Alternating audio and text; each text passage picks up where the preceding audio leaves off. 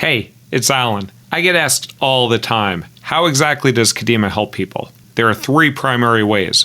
One, we provide one-on-one personalized career coaching with a focus on getting you a great job. Two, we provide an online do-it-yourself course where you can work at your own pace. Three, if you have a job offer, we'll help you negotiate for more. So to find out about these great services and everything else that we offer at Kadima, sign up for our newsletter. Go to SYCK That's SYCK podcast.com. I promise you, it'll be the best newsletter to accelerate your career. Thanks a lot.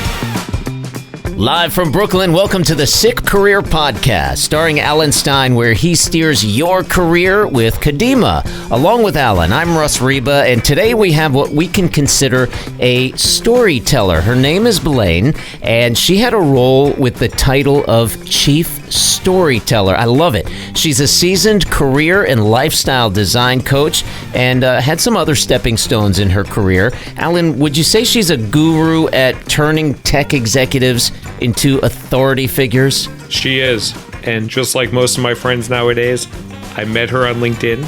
But unlike most of my friends, I actually got to meet her in person recently. But yes, she has an amazing talent of really bringing out the best in individuals. I always say, where would we be without LinkedIn? All right, so let's get into the conversation with Blaine on the SYCK Career Podcast. I'm really excited to have Blaine Wagow here on our SYCK Podcast, our Steer Your Career with Kadima podcast. Blaine and I met probably a year ago now. It might have been last summer, I think, through when I was looking for some help with Chief of Staff work. She was working with a Chief of Staff, I guess, consulting company, and we got randomly matched up. And I was immediately impressed with Blaine's ability to tell stories well, to articulate messages that I was trying to convey, and just her amazing story. And we've become friends over the past year, although we have never met each other in person. I think you're still based in Germany. Is that correct? I am. I think I probably had already made the move to Berlin when we spoke, but yeah, still in Germany. Yeah. So with that, I'd love you to introduce yourself to the SYCK podcast here. Tell us a little bit about yourself. Yeah. Hi, SYCK listeners. I'm Blaine Wagow, as Ellen mentioned. Alan and I met, last summer when I think I got approached. Actually, I wasn't working with this Chief of Staff team, but somehow they found me for storytelling abilities. But in my full-time role that I actually just left a few weeks ago, I was a chief storyteller at a B2B SaaS company called Site Improve. Prior to that, I was at SAP doing a bunch of different things. I come from Ethiopia, so I'm born and raised in the capital, Addis Ababa. Spent some time in the US for college, then came back to Germany, and I've been here for a few years. But yeah, that's a bit about me, but I'm sure we're going to get through all the nitty gritty details today, so I won't share too much. Yeah, thanks, Blaine. And when I met you, you were, I believe, at SAP, and you were getting ready to make your next move to Site Improve. I was, yeah. I don't know if I was already on a break from SAP or was the very tail end, but I left from SAP in August. I think you're at the tail end and you were planning your departure. And I would love if you don't mind sharing with our listeners how you were thinking about moving from SAP to Site Improve. And I know you did that based on some of support and mentorship from a leader that you were close with, but just talk a little bit about your thought process and how you were able to make that move from SAP to become the chief storyteller of Site Improve. Yeah, sure. So for those who don't know, SAP is a very large enterprise software company. It's around 100,000 people. So it's really big.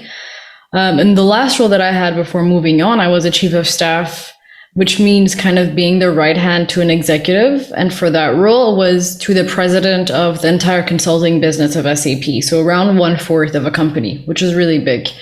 It was a big role, definitely out of what my scope was, what I, on paper of what I should have been able to do. But I was really lucky to have had that role. And that executive ended up leaving SAP to become the CEO of a way smaller company called Site Improve. And that's kind of how the situation of me moving on happened. I do have to I was either way most likely going to move on from SAP regardless of that role. So it wasn't the tipping point because I wanted to do something different. I had been at SAP for the bulk of my professional career and, I wanted a little bit of diversity in my CV. So that ended up being really good, but I think that would have been my last role in general. Yeah. You were at SAP for about 7 years, looking at your LinkedIn profile. Yep.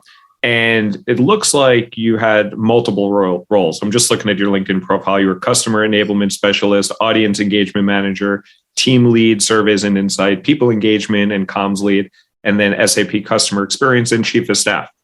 Yeah. I'd love to hear how you thought about your 7 years at SAP, because some people may stay at a company for several years and stay in the same role. Looks like you moved around.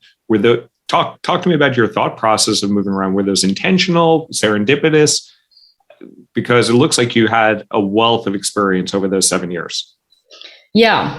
So I would say the one thing that connects all of those experiences is that they were all kind of in customer success, which is a huge bracket in any company, right? But that means the post-sale activity. I had a lot of different roles because I have a lot of different interests and I always wanted to do something new every so often. I'm not someone that likes to be comfortable, which we can get to that later, maybe why that is. So yes, I was intentional, but definitely not as intentional as I am right now in my career because I just didn't know much, right? But one thing that has always stayed true throughout my career and life is I love asking people for their lessons, for their advice, life lessons all of the time. So one thing, I think the reason why I got all these different roles is because I would talk to people in different departments and kind of always not networking for networking's sake. I don't like that term because it just seems very empty sometimes. But I think through the conversations and I had great mentors, opportunities would kind of open up themselves because I was interested in so many things. And I think opportunities do come from, widening your own luck and kind of creating opportunities for yourself if you have a lot of interest. So that's why I had so many different roles. But it was still in that huge chunk, which is customer success. Did some of those roles come to you? Did someone tap you on the shoulder and say, "Hey, Blaine, we need someone on SAP customer experience"? Or were some of those you seeking them out specifically, combination of the two? Two of them was being kind of tapped. So when I led a team for the first time, that was the audience that was a team lead for surveys and insights. Even you have all these roles with fancy names and you're like, what was that? So the team lead for surveys, that was being tapped. I didn't think I was ready, actually. That was my boss's boss that thought I was ready to lead a team. And that was basically the surveys that would go out to customers, NPS surveys, go live surveys and all of that. So that was one role. And the role that was heading the communications lead one, which was kind of figuring out the strategy for people in that org, what kind of narratives to have, what all hands to have. There was a lot of change management comms going on. So that was also being tapped. And I'm very, very grateful for that because that was a really good learning experience. And I'm very thankful for the people that did that. They know who they are. I might send them a thank you note again after this podcast. Yeah.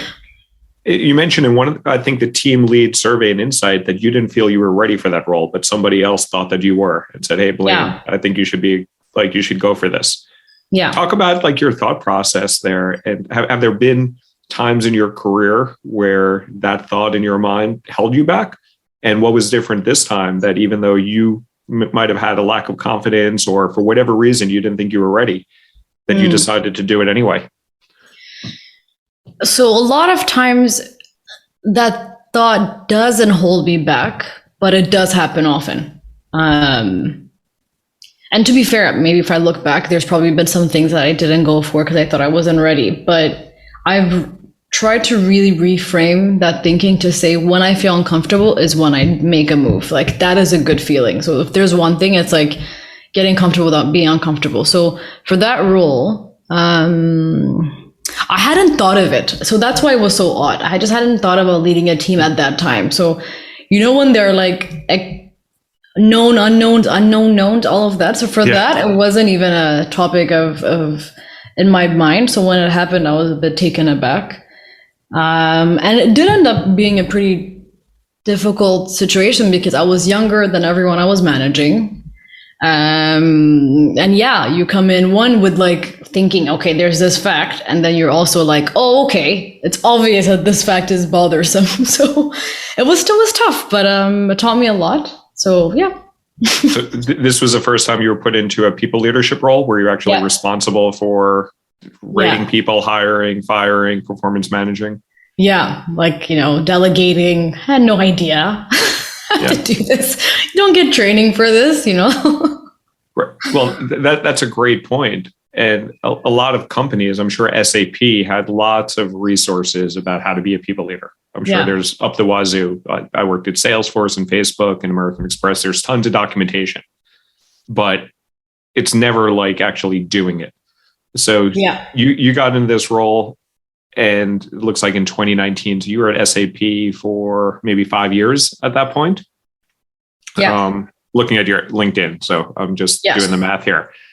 I'm not a stalker. I'm just leveraging publicly available information here. But so you became a people leader there. How many people were you leading? I think it was 5. So it was a pretty small team. It was. How did you know what to do? I guess you probably can reflect on, you probably had former managers in the past, some that were good, some that were not so good. But how did you,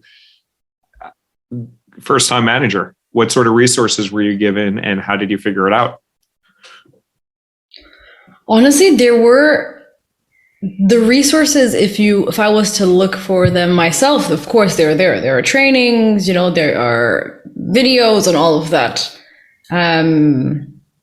But how did I know what to do? So the funny thing about that situation is also I was in the team that I was put as a leader. So it's also a bit odd because everyone it was a double whammy. Like my peers became the people I managed, plus I was younger than everyone. So it just wasn't obvious. I think I for sure pulled inspiration from people that managed me and that I saw, and I would take some things from, my first boss that was super driven, and she would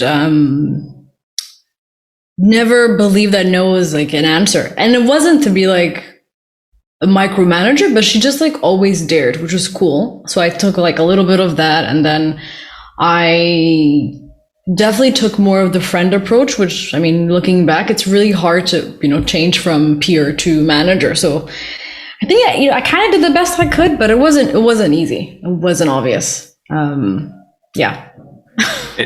Did you remain people leading for the rest of your SAP time? Because I think at the end you became a chief of staff, and that's usually an IC role, individual contributor role. Yeah. No, after that, I did not. And very willingly, actually, or like, I didn't refuse a people leader role. I think the chief of staff thing could have involved a team, but I did not want that. I believe I work better either an individual contributor or strategic advisor type of thing, if not like a complete manager, if that makes sense. That's something I had to come to terms with. I think that's how I prefer, even though people have told me you're a good leader. I'm just like, okay, but maybe in a different way, right? So the other roles, the communications lead was heading strategy for it, working with the leadership team for that org and interacting with a lot of people, but didn't have anyone reporting to me. And the chief of staff was also an IC role, which I loved. Mm-hmm. And what was not appealing to you as a people manager role? So you were good at it, but you also made a conscious choice of, hey, I want to dedicate my energy elsewhere. What aspects were less appealing that you made a conscious choice that I can do this, but it's just not my cup of tea at this point? I think it's like developing self-awareness, right? I think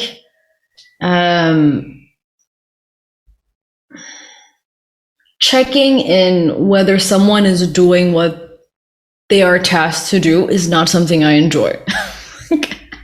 it's I think also if you've done the initial hiring is also very different, but when you come into a team that's already been formed and it's not your decision, I think that's also the difference. Eventually, maybe in 5 to 10 years, I might build my own team, but I think I would see that very differently, because I feel like the people that are also there share similar values, right? Like, I really believe in cultural add, not cultural fit. Like, I want people to like add to what I know, but it's really, really hard, I think, to make things work when you didn't have any kind of say of that. People can say, people can disagree. It's cool. Some people are like born managers, born leaders, but that's not what I think I'm good at. And I really think we should deconstruct this idea of you get a raise or you can only eventually get promoted if you become a people manager. There are way too many managers that should not have gotten the role, that are just absolutely terrible. And you can quote me on that. So yeah, it's not for everyone. Michael Jordan was one of the best basketball players ever, and he was one of the worst coaches and worst general managers ever. Was he? I didn't know.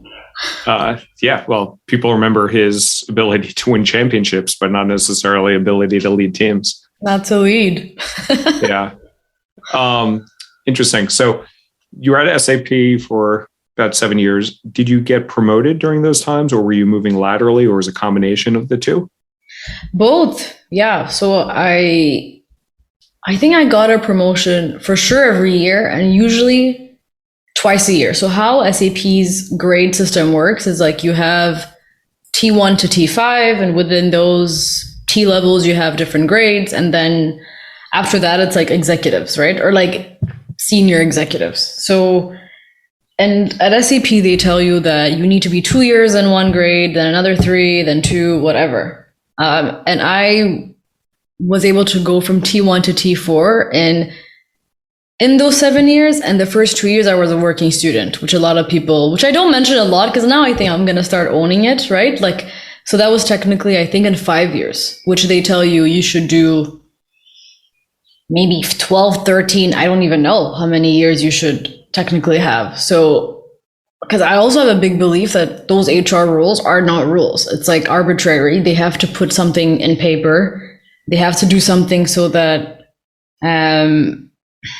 it's like everything is averaged out, right? Like they can't put high achievers or low achievers. So it's like, I don't think that you need to be in a seat for a certain time just because it says so somewhere on paper that someone said. So yes, to that question. Yeah. I get very passionate about this topic, as you can tell. No. And let's dig into there. So it sounds like SAP, like a lot of companies, have guidelines of, if you're at this level, it takes you like 12 to 24 months to get promoted. At this level, it's like 2 to 3 years or 3 to 4 years or whatever.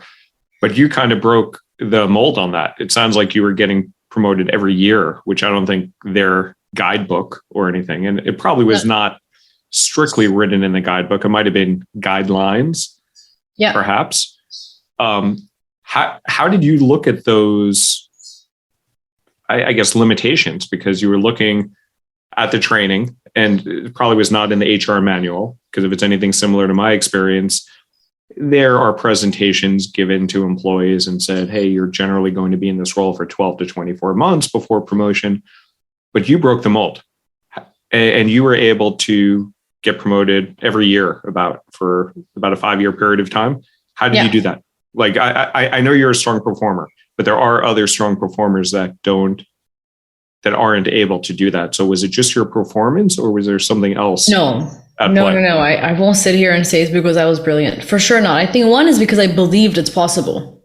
In general, that's my theory. Like, things are possible, more than what's in the guideline. And then the second thing was, since I was doing different roles, I wasn't always looking at stuff vertically, right? I'm going to be in this role, and then the next logical step is being a senior associate, whatever it is. Like, I forgot the namings now. I wasn't always thinking that. So I would say, this seems interesting and I'm going to go there. And it might seem like an odd move because, hey, it makes more sense to stay here. But my interest took me there. And then I was upskilling, right? So I was having new skills. So maybe first you were having reporting skills, and you have communication skills, and you have PM skills, then you have marketing skills, whatever it is. And then at the end, you become a much more fully formed person.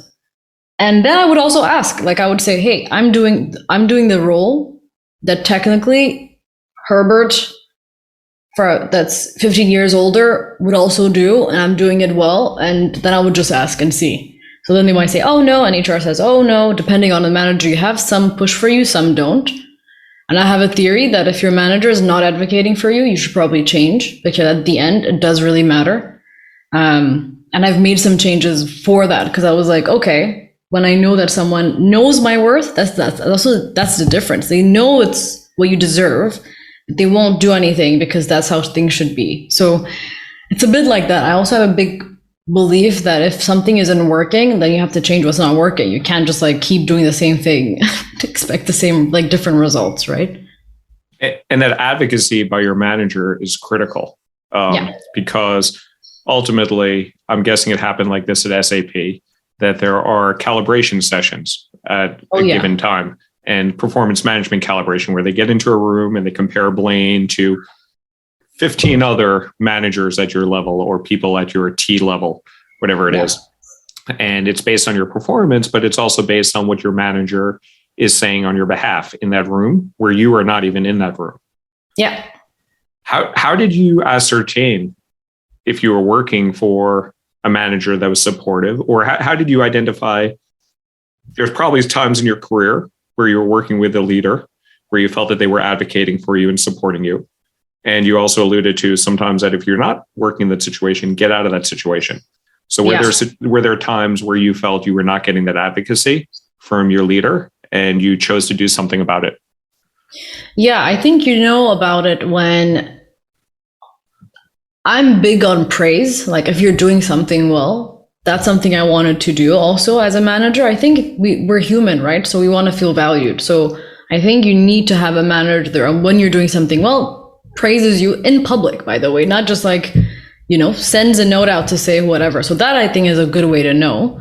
How I found out that it wasn't the right person is when I heard words such as, yes, you are underpaid, but so am I. And that sucks. Right. So that's like, okay, well, you're going to drag me in with you. Like, that's not, so that's when I was like, okay, again, like, and it really does frustrate me a lot because I know people that know they're in the wrong situation, but it's comfortable. So like they're annoyed. It's like a vicious cycle. They know it's not right. They're annoyed, but it's comfortable. And then they're annoyed. And that's just not, I don't think everyone should change and whatever all the time, but you have to be honest with yourself. And we usually know, which managers are advocating for us or not. Like it shows up in the results.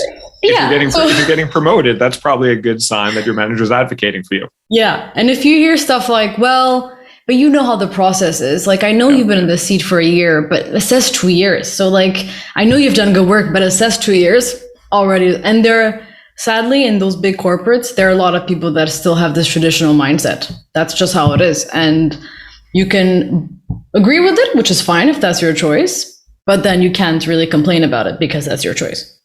Yeah. That's a great point. So for the second half of this conversation, I'd like to pivot, and we've talked about it a lot, but your LinkedIn profile says, don't just work for corporate, make corporate work for you. And I love that because I generally recommend to my clients, friends, and family, get a job at Google, get a job at Facebook, get a job at Amazon, because they will pay you well, they will treat you well, it will be beneficial to you and your career. You're getting something out of that to a certain extent for a certain time, but always making sure that you're getting your fair share of that arrangement with the corporation. You're making that very front and center to your philosophy, to your mission, to what you're doing now. Talk to me a little bit about that. What, like your career progression speaks clearly to that. You're always wondering, what am I getting out of this relationship? But talk to me about like what was origination of that and what you're trying to build here with your post-corporate career, because you did leave Site Improve, I believe, this month. Yeah, a few days ago, 10 days ago, which is wild. You no longer work for a large corporation. You're on your own, right? No, yeah, so we'll see. But I still feel very strongly on making corporate work for you. So that whole aspect is one, I think corporate gets a lot of hate that everything is terrible and, people should not work 9 to 5 and all of that. Like, I think that your 9 to 5, if you navigate it the right way, can really be beneficial to you. So why I say make corporate work for you is, yes, you can get paid well. No, you don't always have to work 80 hours a week. Yes, there are good companies out there, but you have to be willing to seek and to do the work. So no one is going to hand you anything. And also, I think auditing your environment and knowing who to surround yourself with at those companies and who to listen to. Like, if you are around people that are like, dissing corporate all day and telling you that it sucks, you're also going to see that. But no, there are a bunch of people that are really well paid, that even have side hustles, that are not working a lot, like in terms of like more than they need to, and living pretty happy lives, and also like, getting promoted or whatever. So both of those things can be true.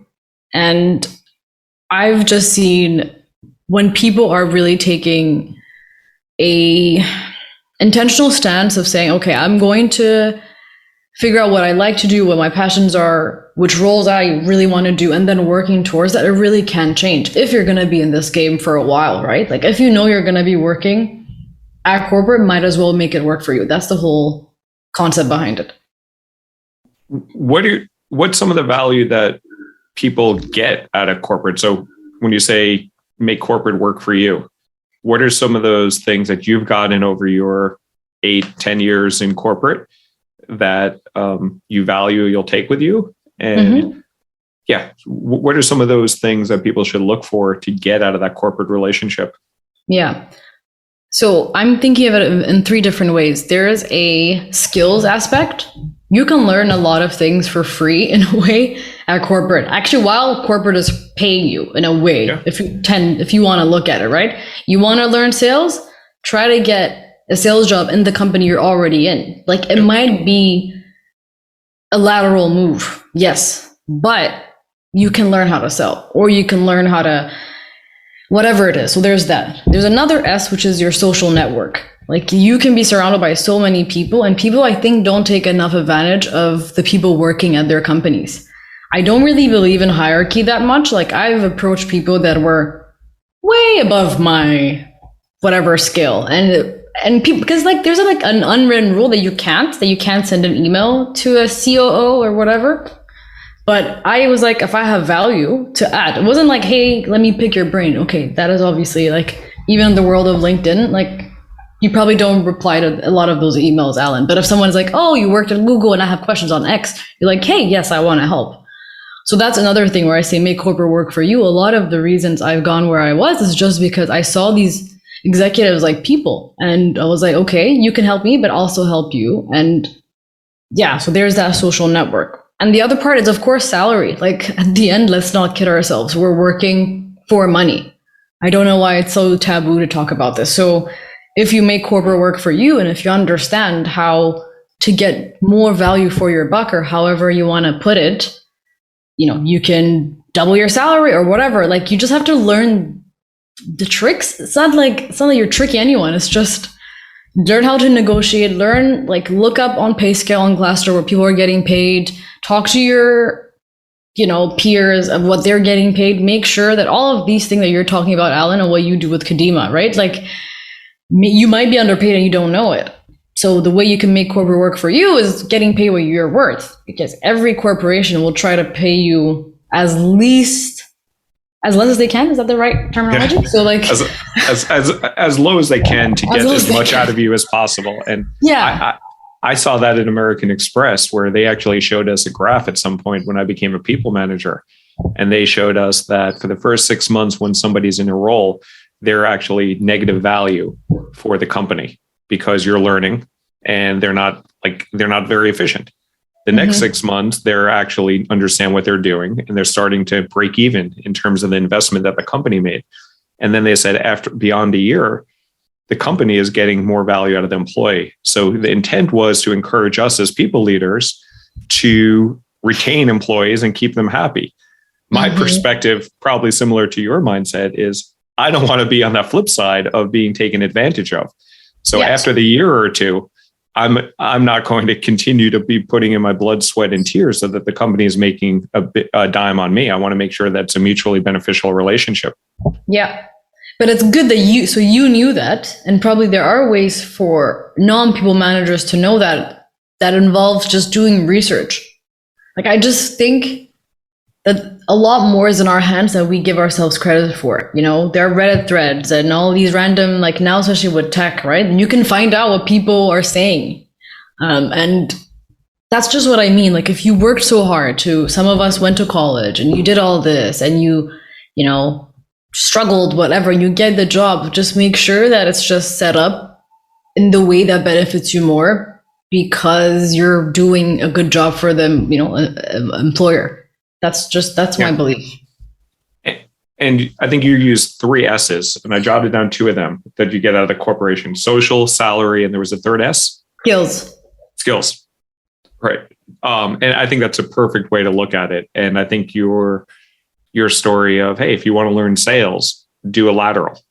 And I think that's a great opportunity once you're in an organization and you moved around to like 5 different roles within SAP. They're all within the customer success org, but I'm sure they stretch you and you learn new things. Oh, yeah. Becoming a manager, becoming a chief of staff. There's different skills that you were learning in each of those.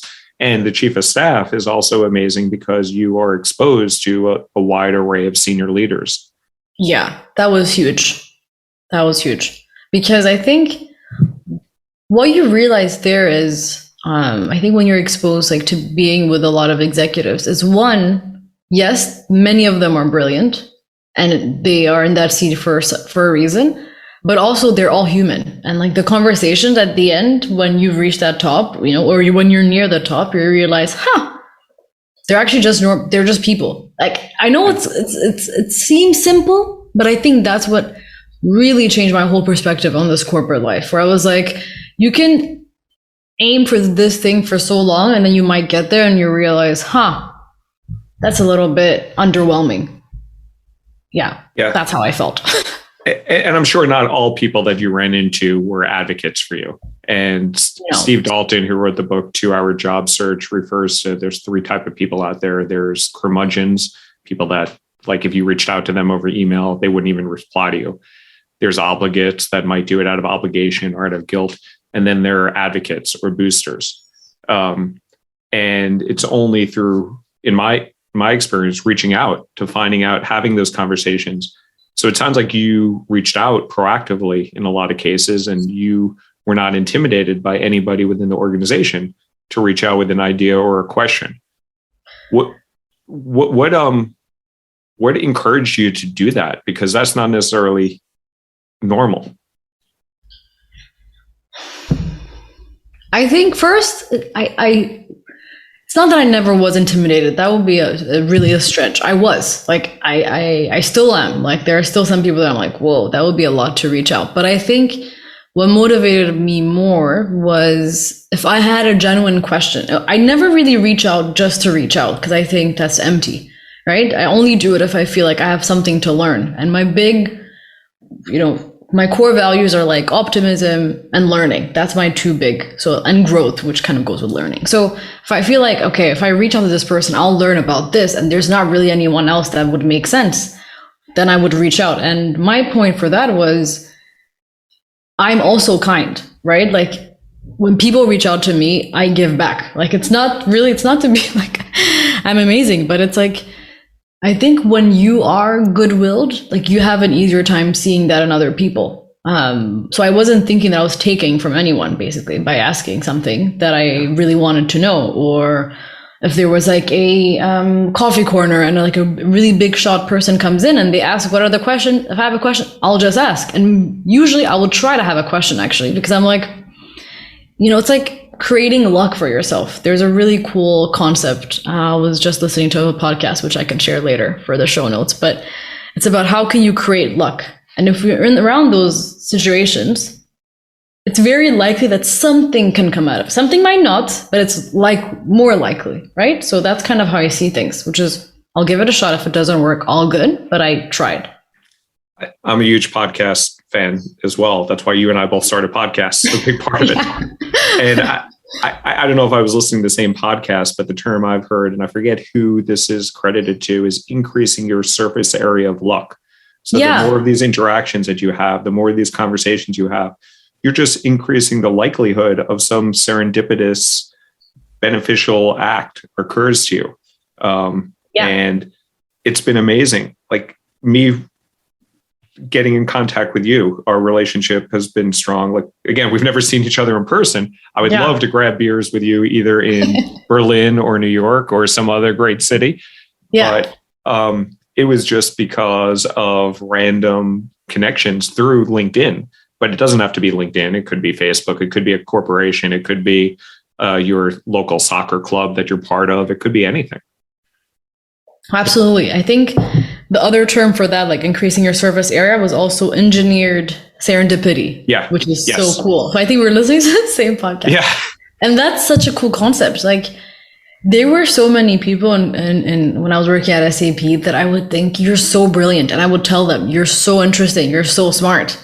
More people should know about you. Like talk to people, like all of these things. And I feel like it's almost a disservice to yourself if you're not being your own cheerleader. And I know it sounds odd to like be your own drummer or whatever, but I think we have to realize no one is coming to save us. Yes, you can have a great manager and you have sponsors and all of that, but at the end, we are responsible for our own outcome in corporate and in life, actually. So like let's increase service area. I like it. Yeah. And about being your own drummer. I remember my mom sent me to a shrink when I was in first grade because I was very shy. And they taught me about like, you need to toot your own horn. And now sometimes people think I toot it too loudly. But so you got to find that mix between sharing some of the positive aspect and also being humble at the same time. So you created this company. And what's your company called? It's not live yet, or it's not that it's not live. We don't have a full company name yet, but I'm building in public, which is cool. So we'll share that. But the intent is to help people to leverage their relationships with corporations, or you tell me, what is the intent of your business that you're creating?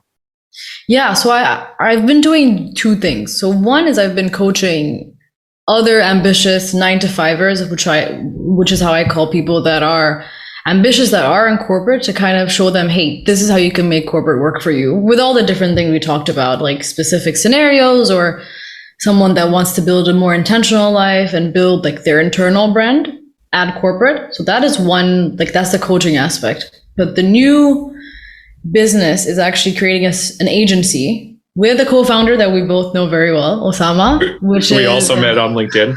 Also met on LinkedIn. I think I met him through you, which is so funny. Yeah.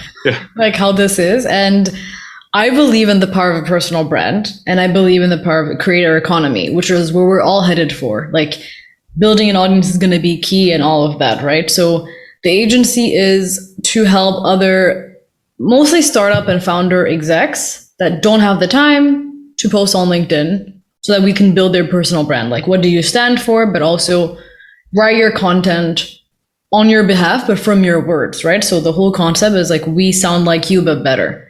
Yeah. It's not really ghostwriting, because it's actually taking your words, but making it fit for LinkedIn and building a whole brand. I just realized I started posting a lot on LinkedIn exactly a year ago. So May 2021. And oh man, it's just, I don't know, you probably feel the same, like the opportunities that LinkedIn offers, and probably also Twitter and everything else. But I think LinkedIn, it's still kind of in its infancy.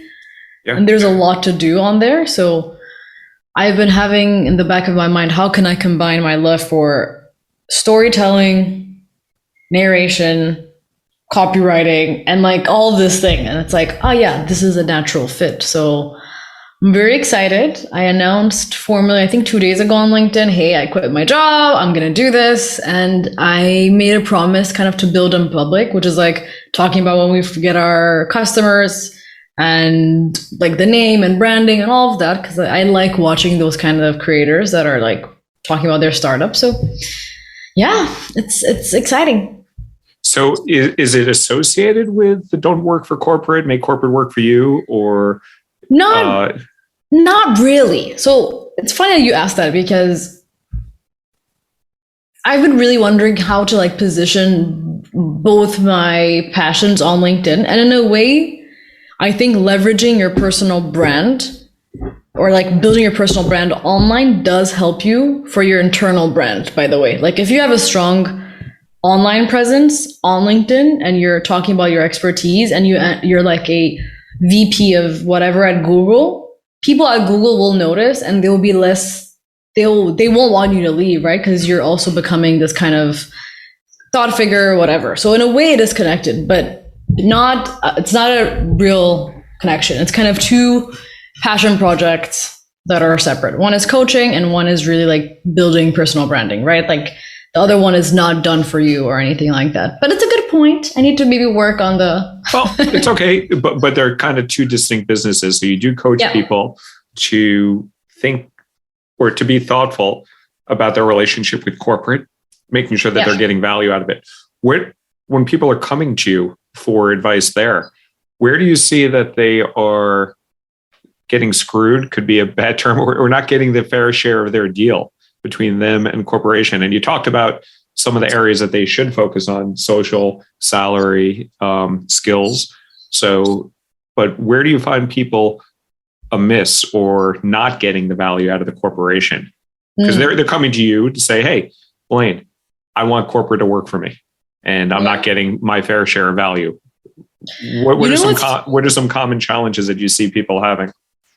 You know what's funny? I think the most common challenge that people have is rather feeling like they don't deserve whatever they want to get, which is the whole point of imposter syndrome, which is what I was talking about a lot, because I felt it. I know a lot of top performers feel it. So it's a lot to do more with that first. Like, let's work on this, whether it's mindset or whatever. Where is this belief coming from? And usually it always comes from high achieving people. It's really funny. Like, you don't really see a lot of average people, I'm putting this in quote, like struggle with imposter syndrome. It's those that are really done a lot. So usually it's that. And then the other point is people knowing that they're underpaid, or at least knowing that they should be worth more, but are hesitant to leave their current roles or ask or think they've asked enough. So it's kind of that.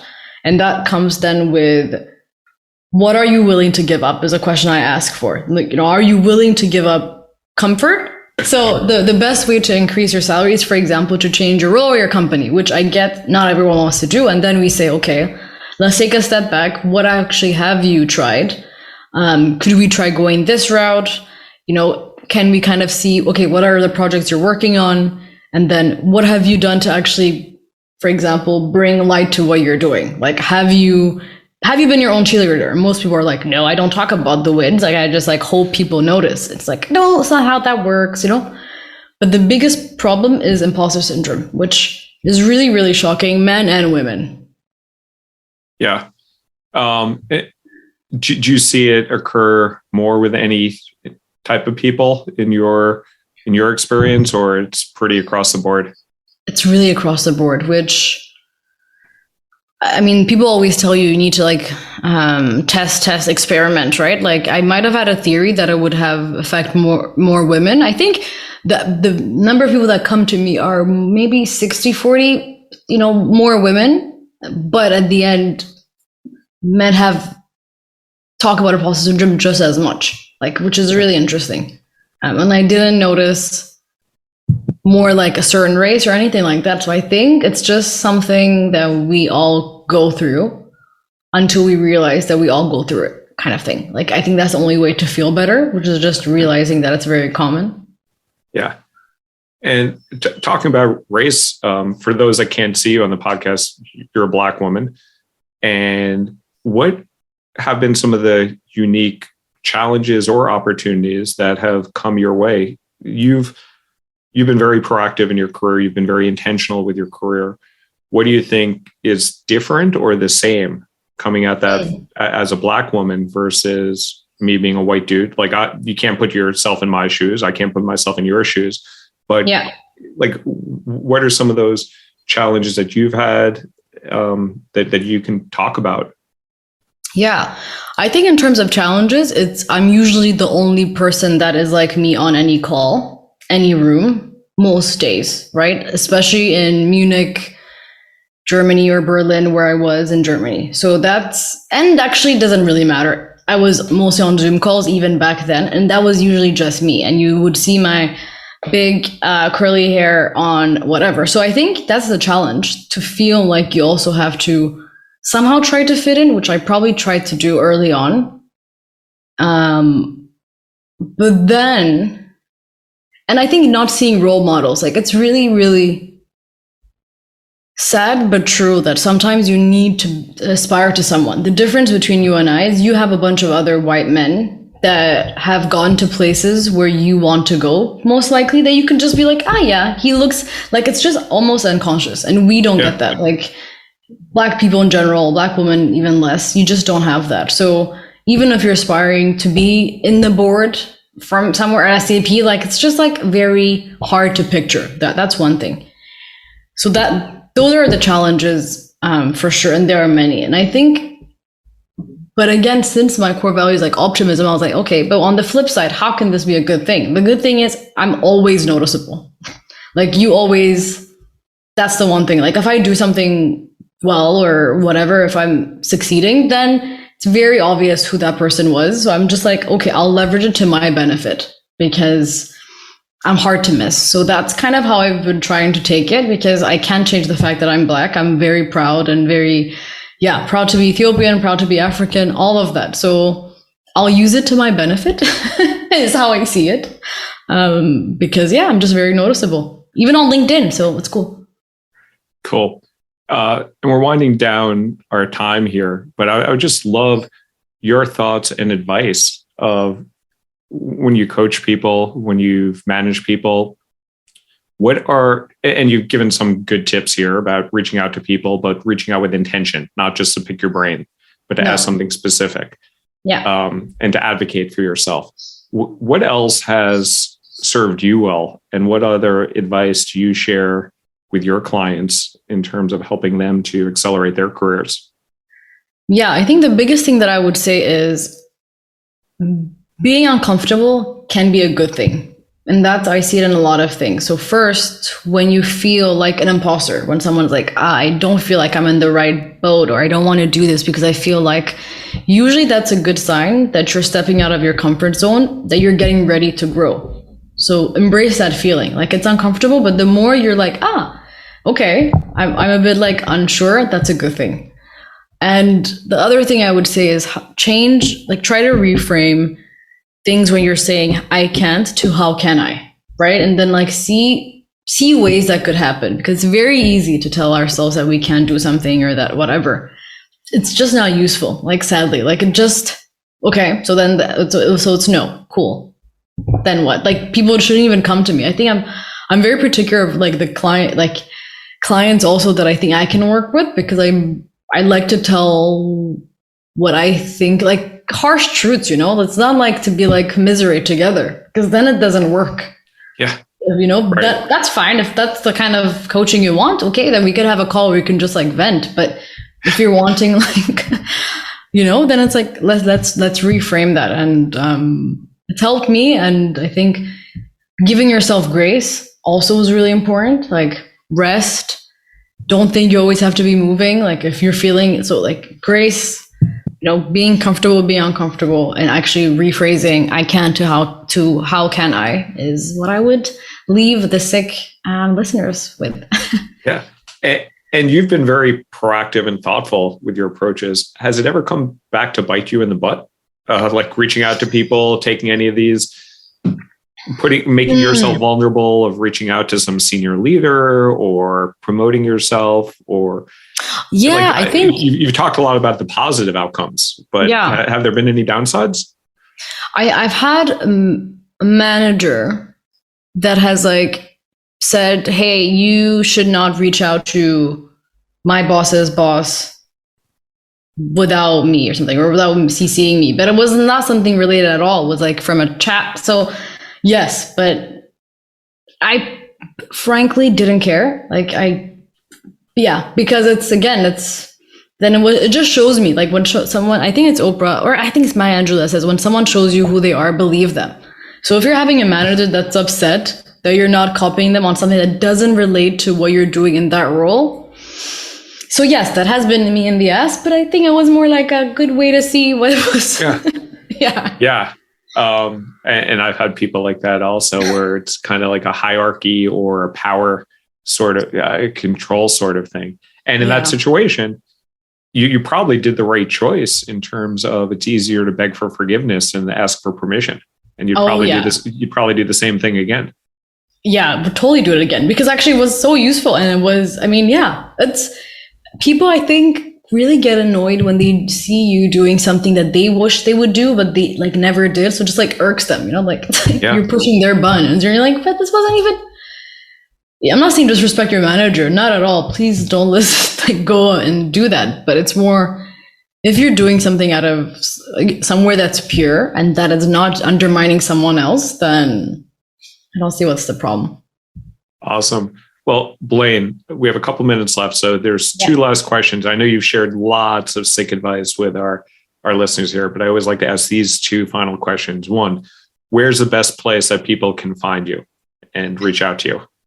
Yeah, so you can find me on LinkedIn at Blaine Wagaw, BELENWAGAW, or on my website, blainewagaw.com. Awesome. And then you've dropped lots of value and lots of advice to our SYCK listeners here. Anything else that you would, final pieces of words of wisdom as my listeners are looking to accelerate their career in terms of compensation, career growth, and just overall career success? Any other final words of wisdom? Yeah, I will repeat something that I said, which is get comfortable with being uncomfortable. I think that has served me really well. And that's what I will say. Awesome, Blaine. Well, I'm so glad that our paths crossed serendipitously, increasing our surface area of luck through LinkedIn. And I think I met you actually through a woman that I went to Columbia Business School with that started a business that got reached out to you. So just all of these random events. But I'm more fortunate because I have you in my life. I've learned a lot from you.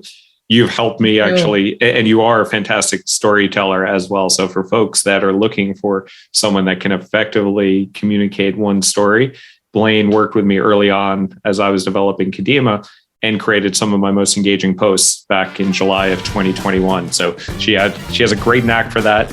She has tons of talent. And thank you so much for spending almost an hour with us here on the SYCK Podcast. I loved it. Thank you so much, Alan.